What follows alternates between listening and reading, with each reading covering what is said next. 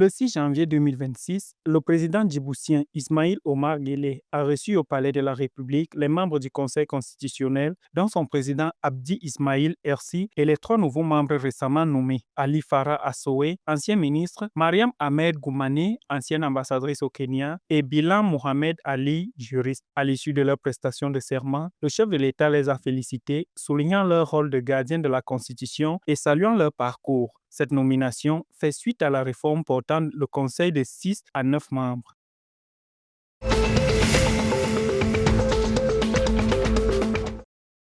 Le mardi 6 janvier 2026, à l'hôtel Source du Nil à Bujumbura, Niragira Christine, secrétaire permanente au ministère du Tourisme, a lancé officiellement le plan marketing du tourisme au Burundi. L'atelier a réuni opérateurs hôteliers, guides, agences et acteurs institutionnels pour coordonner les efforts autour de la promotion des paysages, lac Tanganyika, source du Nil, chute de Karera, de la culture et de l'hospitalité rwandaise.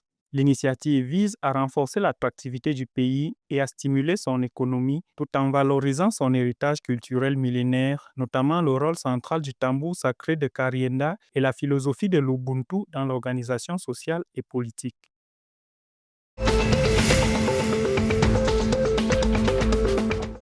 Le gouvernement kenyan ouvre de vastes terres du périmètre irrigué de Galana Kulalu à la location longue durée pour des investisseurs privés dans le cadre d'un projet de sécurité alimentaire à grande échelle. Avec environ 150 milliards de shillings investis dans l'irrigation et l'électricité, l'État crée un environnement propice à l'agriculture commerciale moderne. Des entreprises comme Selou et la Fondation Nyumba utilisent des technologies avancées doublant les rendements et générant emplois et compétences locales. Environ 1,2 million d'acres restent disponibles pour de nouveaux investisseurs, faisant de Galana Kulalu un pilier stratégique de la sécurité alimentaire kenyane.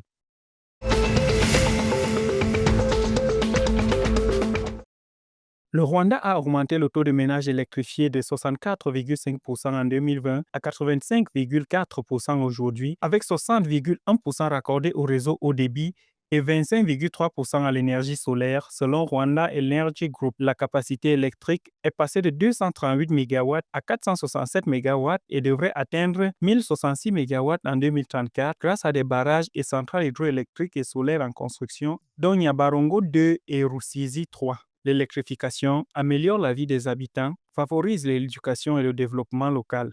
Rwanda Energy Group prévoit étendre et moderniser le réseau pour couvrir 100% de la population d'ici 2029 tout en remplaçant les équipements obsolètes.